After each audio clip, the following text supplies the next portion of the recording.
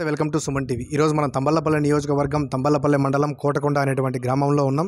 ఇక్కడ 14వ తేదీ స్వాతి అనేటువంటి మైనర్ బాలిక అదృశ్యమైనటువంటి బాలిక 15వ తేదీ ఊరి శివారులో ఉన్నటువంటి పక్కనే చెరువులో మృతదేహమై కనిపించడం ఇక్కడ ఉన్నటువంటి గ్రామస్తులను చాలా కలిచివేసేటువంటి సన్నివేశం కనపడుతోంది.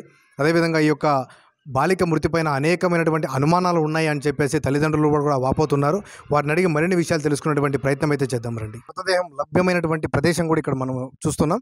దాదాపుగా ఇక్కడ నుంచి ఒక 25 అడుగుల దూరంలో ఉన్నటువంటి ఆ యొక్క గడ్డ కనిపిస్తుంది కదా, ఆ గడ్డ దగ్గరే ఈ యొక్క మృతదేహం లభించిందని చెప్పేసి గ్రామస్తులందరూ కూడా తెలియజేసేటువంటి ప్రయత్నం అయితే చేస్తున్నారు. అక్కడ ఎందుకు జరిగింది, అసలు కనీసం ఒక మనిషి కూడా మునగలేనటువంటి ప్రదేశం ఇది. కనీస లోతు అంటే ఇక్కడ వరకు వస్తుంది. ఆ లోతులో ఈ యొక్క డెడ్ బాడీ దొరకడం అనేది చాలా అనుమానం, ప్రజలందరికీ చాలా అనుమానంగా ఉంది. ఇక్కడ సంఘటనా స్థలానికి ఇక్కడ వచ్చి ఆ డెడ్ బాడీని తీసినటువంటి వ్యక్తులు కూడా ఇక్కడ మనతో ఉన్నారు. వారిని అడిగి మరిన్ని విషయాలు తెలుసుకునేటువంటి ప్రయత్నం అయితే చేద్దాం. సార్, అమ్మాయి చెప్పులు కూడా స్ట్రైట్గా లేవు, ఉల్టాగా ఇట్లా పడినాయి సార్. ఇట్లా పడినాయి, ఇట్లా ఉల్టాగా పడినాయి. 2 రూపీస్ క్యాన్స్, మొబైల్ వచ్చి బోర్లు పడినది. ఇక్కడ నుంచి అంత ప్రిలేస్ వరకు మొత్తం ఇంత లోతే వస్తుంది సార్. అమౌంట్ లోతు.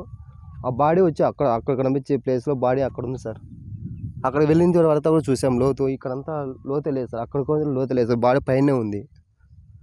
ఇక్కడ ఎక్కువ వచ్చి బురద ఉంది. మోకాళ్ళకు చేతులకు మాత్రమే బురద ఎక్కువగా ఉంది సార్. బాడీ మాత్రం లోపలికి కూడా లోపలికి పోయినా సార్, ఇక్కడ మీద ఉంది సార్. సో మీరు మామూలుగా పల్లెల్లో ఉంటారు కదా, మీరు చూస్తుంటారు ఇక్కడ మామూలుగా బావిల్లో పడిపోయిన వాళ్ళు కానీ చెరువుల్లో పడిపోయిన వాళ్ళు కానీ వాళ్ళు ఏమంటే దాదాపుగా 3 రోజుల నుంచి 4 రోజుల తర్వాత వాళ్ళు ఆ బాడీ అనేది తేలడం జరుగుతూ ఉంటుంది. ఇక్కడ జరిగినటువంటి సంఘటన చాలా తక్కువ డ్యూరేషన్లో, అంటే కనీసం ఒకే ఒక రోజులో ఆ బాడీ అనేది మీకు లభ్యమైంది. ఓకే సార్, ఇది ఇక్కడైతే చిన్నపిల్లలు కానించి పెద్దవాళ్ళు గొర్రెలు మొత్తం ఇక్కడే ఉంటాయి. ఇక్కడ వాలీబాల్ ఆడుతూనే ఉంటాం. ఇక్కడంతా చిన్నపిల్లలు అంతా ఉంటాం సార్. ఇక్కడైతే మాకు అనుమాన స్థానం లేదు. ఆ అమ్మాయిని అయితే అక్కడి నుంచి వేసి అక్కడికి వచ్చినట్టుగా మాకు అనుమానం ఎక్కువ తట్టుతాం సార్.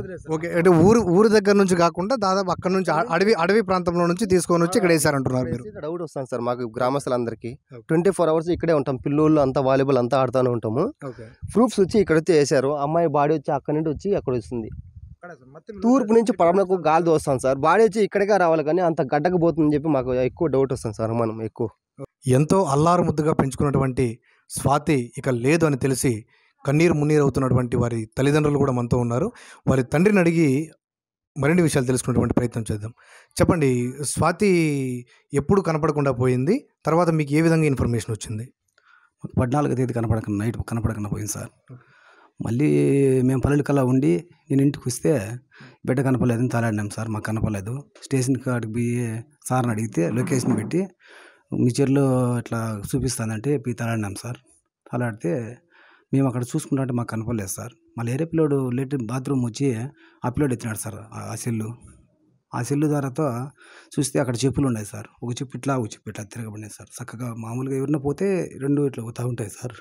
ఒక్క చెప్పు ఆ చెప్పు సార్. కానీ అనుమానం వచ్చి చూస్తే నా బిడ్డ నెలలో శవమైతే లేదు సార్. నాకు 2 బిడ్డలు సార్, 3 బిడ్డలు సార్. వాడు కొడుకు, 2 కూతురు సార్. మాకు అన్యాయం జరిగినాయి సార్.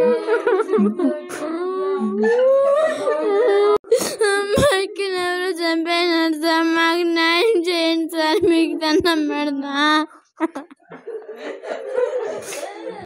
మీరు న్యాయం చేసేసారు. ఆ మొన్న ఎవరు పిలుచుకొని చేశారు, వాళ్ళంతా నాశనం అయిపోవాలి సార్. నా పెద్ద చెడిచిన వాళ్ళు బాగుపడకూడదు, వాళ్ళు చచ్చిపోవాలి సార్. దాన్ని చెప్పి చంపేయండి సార్. మీకు కాలు పెట్టుకుంటారు. మీరు అలా చేయకూడదమ్మా. అవునవును, నా బిడ్డ చచ్చిపోయింది సార్. అట్లా చచ్చిపోవాలి సార్. మేము బాగా తక్కున్నాము సార్. మా బిడ్డ బాగా తక్కున్నాము సార్. మా కడుపు కోత పెట్టారు. మా బిడ్డ మేము కొంచెం చక్కెర పాడు సార్. అందుకదా మాకు మంచిది సార్.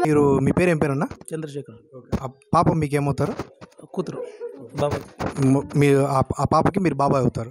సరే చెప్పండి, ఇప్పుడు జరిగింది కదా, ఈ సంఘటన జరిగింది కదా, ఇప్పుడు మీకు ఏ విధంగా అనుమానం ఏదైనా ఉందా, లేదంటే ఒంటిపైన గాయాలు గమనించారు మీరు, దీనిపైన ఏదైనా మీకు అనుమానం ఏదైనా ఉందా? అనుమానం అంటే ఇప్పుడు అమ్మాయి అయితే పోయి చనిపోవడం అయితే జరిగిండలేదు. సో ఎవరో ఏదో కావాలని పిలుచుకొని పోయి అమ్మాయిని ఇట్లా బలవంతకరంగా ఏమైనా చేసి వాళ్ళందుకు వాళ్ళు తీసుకువెళ్ళి బాయిలో అలా వేసి ఇట్లా క్రియేట్ చేశారని చెప్పి అనుమానంగా ఉంది. అదేవిధంగానే 10 డేస్ క్రితం ఒక అమ్మాయి నైట్ ఎక్కడో బయట పోవాలని పిలుచుకొని పోయి మళ్ళీ పొద్దున్నే ఆమె పిలుచుకొని రావడం జరిగింది ఇక్కడికి. ఆ రోజు కూడా ఇలాగే మాకు మార్నింగ్ కనపడిపోయే వరకు మేము ప్రయత్నించినాము.